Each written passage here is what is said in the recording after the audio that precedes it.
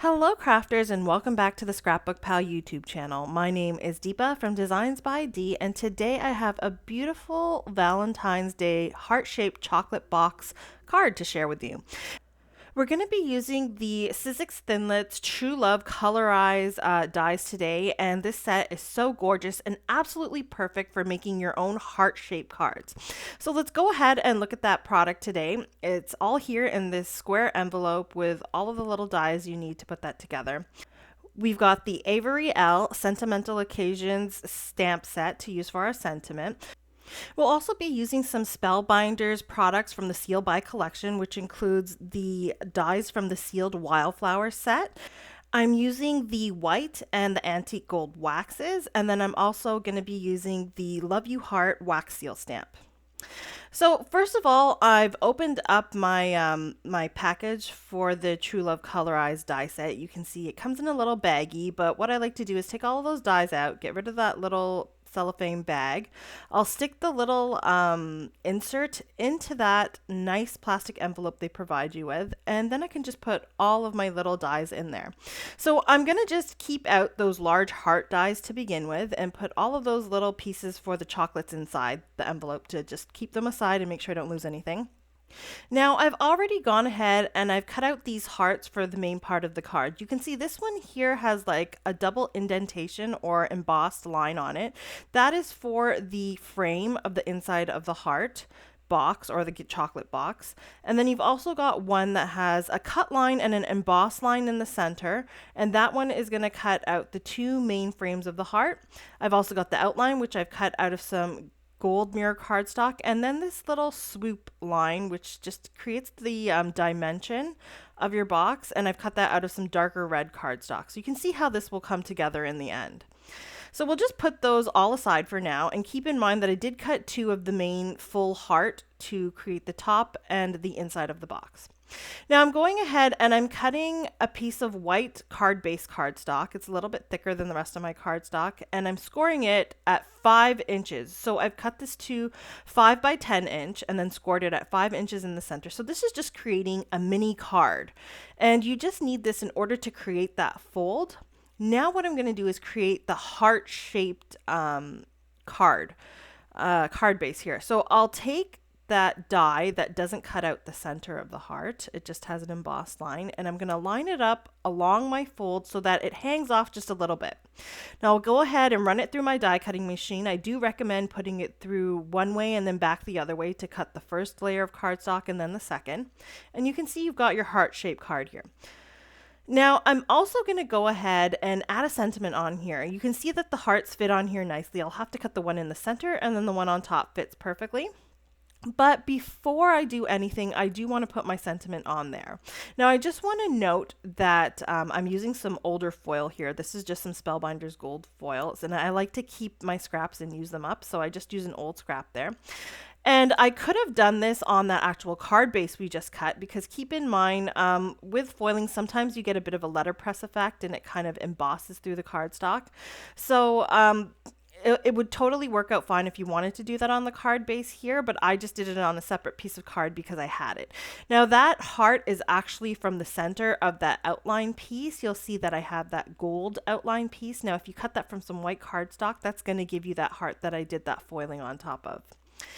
Now, as I mentioned, you can get a bit of an embossed effect when you do foiling. And if you were to do this on the card base, it'd be totally fine to do that in this case, because we are going to be putting another heart on top of that. So it will cover up any embossing that may show through from doing the foiling.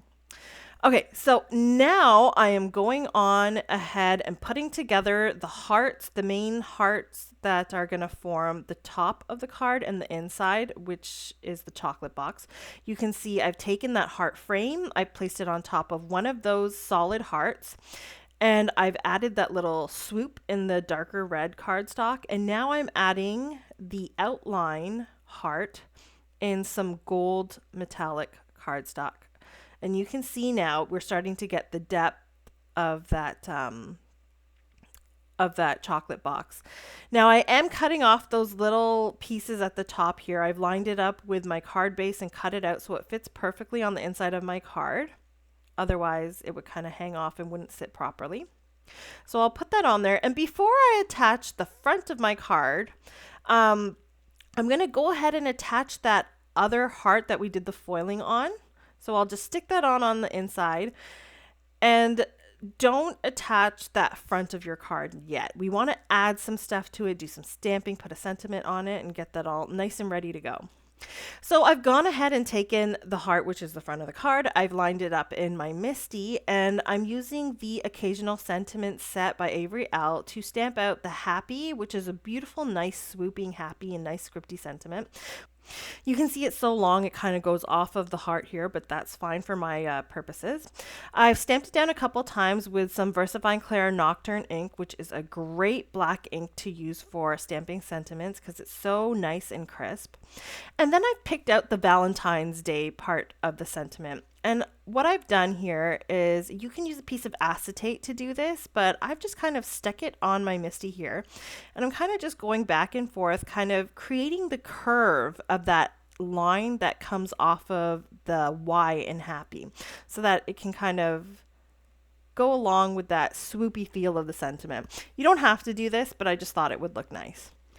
So I've gone ahead and stamped that out, and I've also cut out one of the branches from the Spellbinders Sealed Wildflower set. I've cut that out of some gold metallic cardstock, and I'm just going to attach it to the front of my card here. I've also cut out the little flowers. There's 4 flowers that come with that set, the wildflowers. I've cut them out of white cardstock, just to kind of have some contrast on that red heart panel. And I'm going to go ahead and just attach this with some liquid glue. And then I normally do my embellishments at the end, but since, this is a process, I'm gonna go ahead and put the little embellishments that I want in the center of the flowers here. I'll have a little bit of time to dry, so I won't have to worry about it moving around too much. I'm using the Pink Fresh Studio Iridescent Droplets, and I love these droplets. They're so beautiful, especially for flower centers. They don't have that faceted nature that the gems do, but the iridescence of them is gorgeous, and it just picks up the colors of everything around it. So now that that's done, I want to create a wax seal to put on top of that branch. As I mentioned, I'm using the white and antique gold waxes. I'm taking 3 of those little pieces, okay? I think 3 is the magic number for creating a complete wax seal that's not too small or not too big. I'm using 2 white and 1 of the antique gold. And now I'm getting out my Love You Heart wax seal stamp. I'm going to go ahead and light up my candle here and then just place that little holder on top along with the little, I'm not exactly sure what you would call it, a crucible or a ladle that you put the wax melts in. So I put the 3 wax melts in, and it took maybe about 5 minutes or so for these to all melt. What you want to do is make sure you get to the point where the wax melts, but it's not bubbling. You don't want the wax to burn.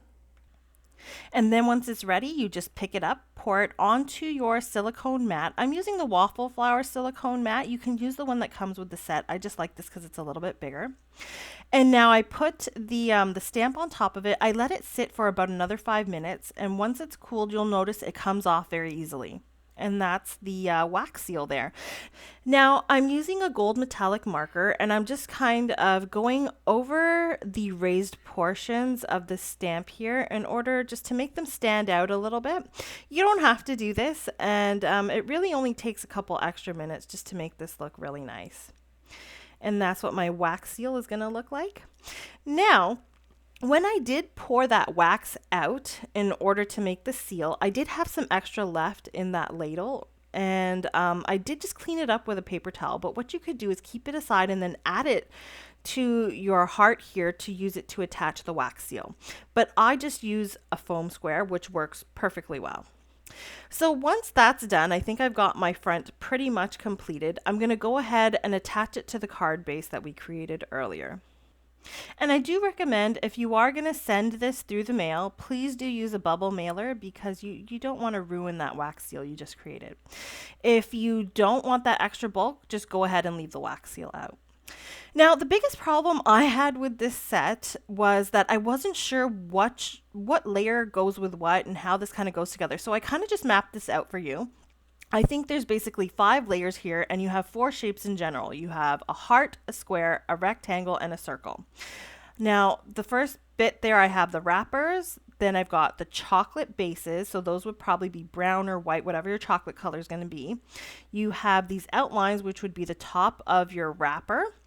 And then you've got a topping piece, and then those squares in the bottom left are for your icing. You can use all of these together, skip a couple layers if you want, just make it work for you. There's no right or wrong to this. You just find what works best. Like if I was personally going to do this in future, I might not add that topping piece because it covers a lot of that chocolate base, which I really want to see.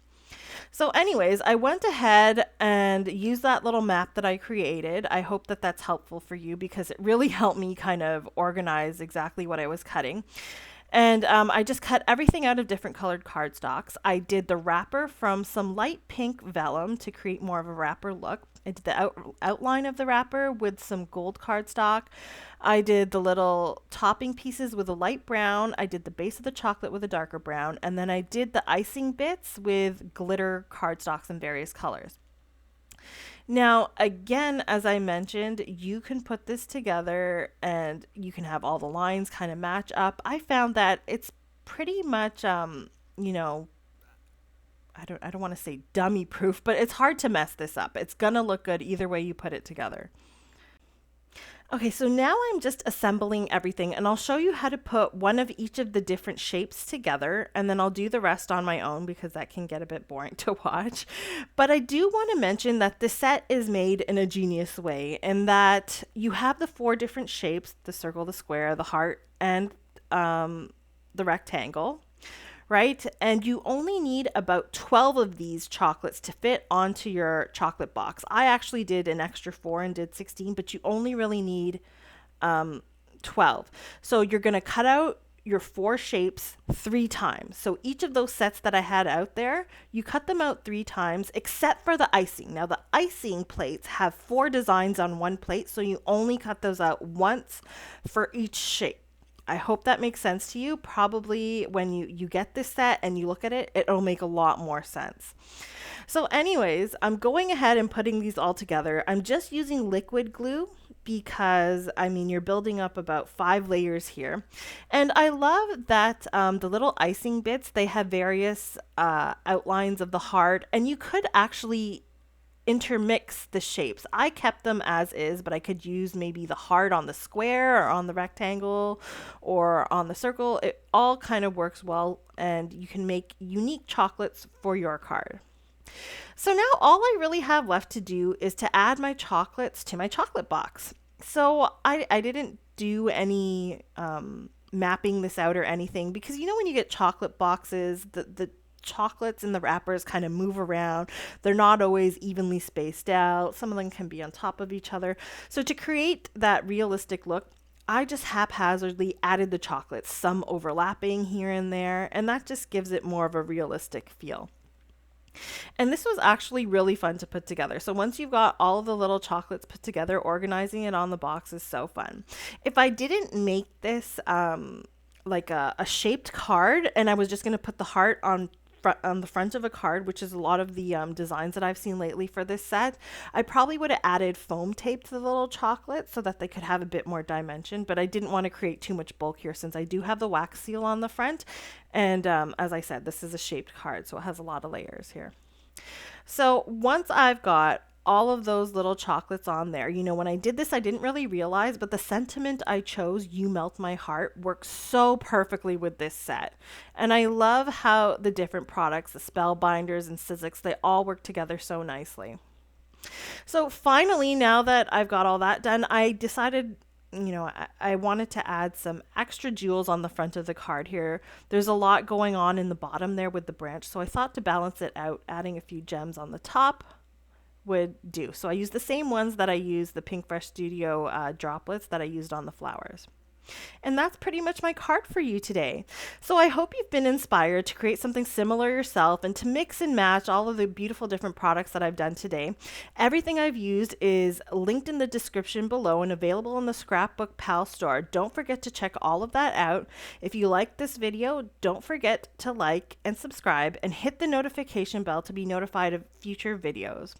I hope you all have a great day, and I'll see you again next time. Bye.